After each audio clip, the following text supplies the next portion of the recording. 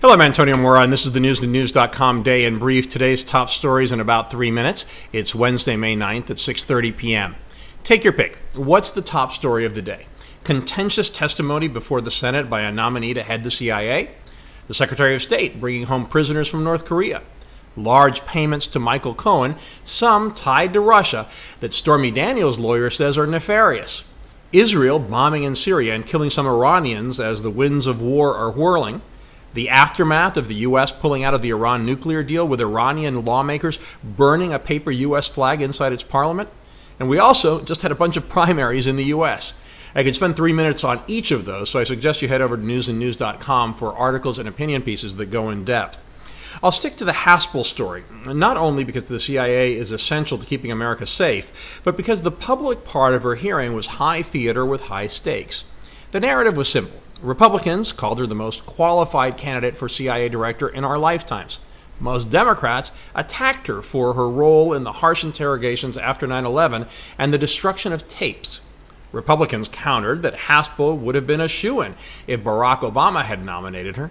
They have a point, not very well articulated, because Democrats supported Obama nominee John Brennan, even though he supported the enhanced interrogations and renditions at the time they happened. However, there is a difference. Obama strongly opposed enhanced interrogation and torture, while Trump has enthusiastically supported waterboarding and other actions that would violate current American law. In our alternate universes segment, the great divide between conservative and liberal media was present on virtually every story. Haspel bad, leaving nuclear deal bad, payments to Cohen are a scandal, and so on. Conservative media said the opposite.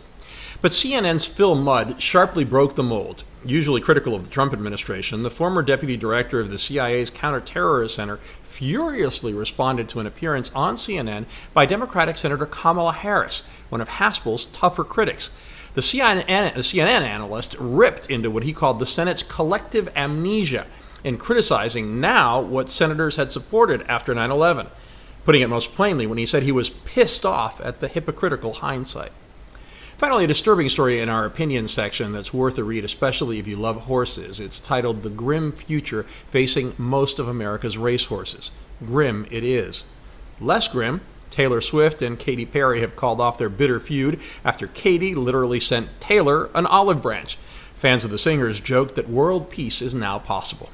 You can find those stories and much more updated around the clock 7 days a week on newsandnews.com, where you'll find all you need to know in one place. Please subscribe to our YouTube channel by clicking on the right of your screen just below this video, and please follow me on Twitter at AMoraTV. I'll see you tomorrow.